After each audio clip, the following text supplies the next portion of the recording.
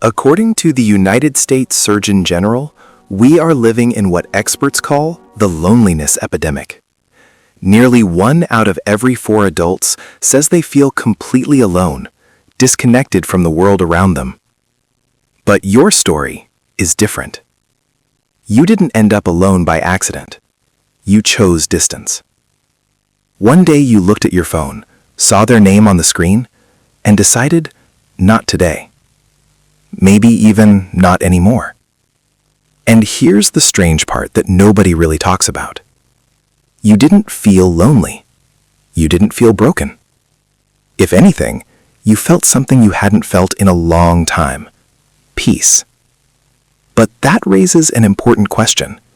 When did this change begin? When did you become the person who can walk away and never look back? Because you weren't always like this. There was a time when you were the reliable one. The friend who answered the phone at 2 a.m. The family member who tried to keep everyone together. The person who carried other people's problems as if they were your own. Whenever something went wrong, people called you. And every single time, you answered. You listened to the same complaints. You gave the same advice. You tried to help again and again, even when they ignored what you said and returned with the same problems. Until one day, something inside you shifted. The phone rang. And this time, you didn't pick it up. And surprisingly, the world didn't collapse. Life just became quieter. That moment wasn't weakness.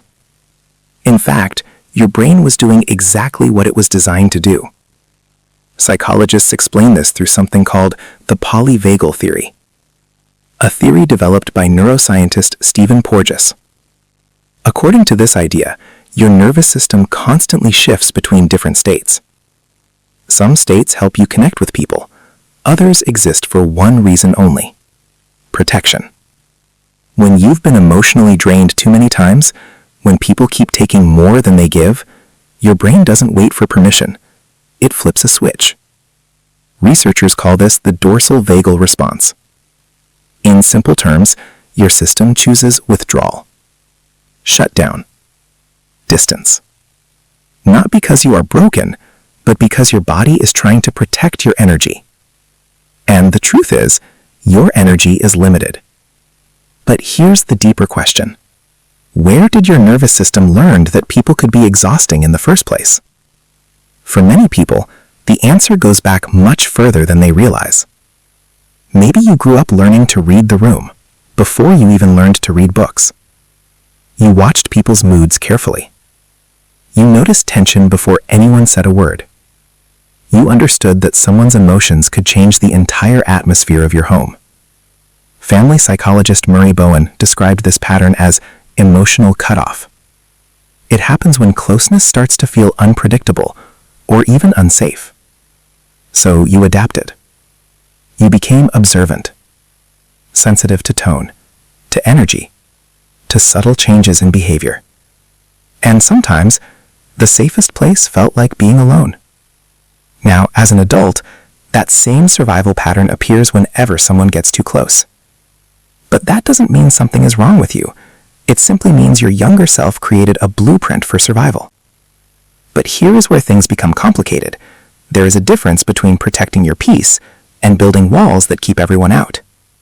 Walls block everyone: the good people, the bad people, and everyone in between. Boundaries are different. Boundaries are selective. If you walked away from someone and felt relief, that feeling matters. If distance brought you peace, that is your nervous system protecting you. The real question isn't whether people belong in your life. The real question is, who deserves access to your peace? And deep down, you probably already know the answer. Because people who step back from others usually become very good at recognizing patterns. The friend who only calls when they need something. The person whose kindness always has conditions. The one who gives intense attention and then disappears. You noticed these patterns long ago. Science even supports this. Studies published in Nature Neuroscience suggest that people who experience emotional stress early in life often develop stronger threat detection systems in the brain.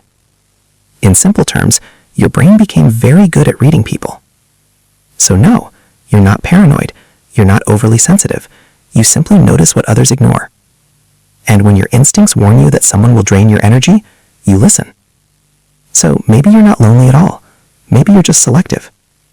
Society often labels people like you as distant, withdrawn, antisocial. But those labels miss something important. There is another word for what you've chosen: solitude. Loneliness is when you want connection but cannot find it. Solitude is when you choose quiet, and it brings you peace. You're not sitting alone wishing someone would call. You're sitting in your own space, finally able to hear your own thoughts. The silence doesn't feel like rejection, it feels like relief. Some people might say you're running away, but you know the truth. You're not running away from people, you're moving toward something better. Toward calm, toward clarity, toward a life that feels peaceful instead of chaos. That isn't isolation, that's a sanctuary. So if you ever wonder whether something is wrong with you, remember this. You're not cold, you're not heartless. You simply learned that not everyone deserves access to your energy, and instead of becoming bitter, you chose peace. That isn't weakness, that's quiet strength.